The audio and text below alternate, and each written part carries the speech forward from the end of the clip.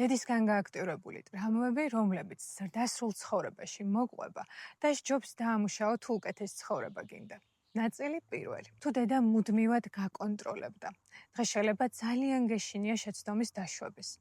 ასულ სხვა საკითხები რჩევას, აზრს და შენს რეალურ სურვილებთან კონტაქტის საერთოდ არ გაქვს. თუ დედა მუდმივად გაკრიტიკებდა, დღეს შეიძლება საკუთარი თავის პირველი კრიტიკოსი შენ თვითონ იყო. აი მაგალითად საქმე არც დაგიწყია და უკვე იმას ფიქრობ, რომ არაფერი არ გამოგივა. ან საკმარისად კარგი არ ხარ. თუ ის მუდმივად სხვას გადარებდა, დღეს შეიძლება შენ იგივეს აკეთებ და ყოველთვის იპოვი ვინმეს, ვისაც გინდა რომ დაეწიო. ან სულ ისეთ სიტუაციებში აღმოჩნდები, სადაც შენი კარგობის დამტკიცებას ცდილობ. თუმცა ზრდასრულობაში პასუხისმგებლობის აღება არ ნიშნავს, რომ დედან საკუთარი თავი დაადანაშაულო.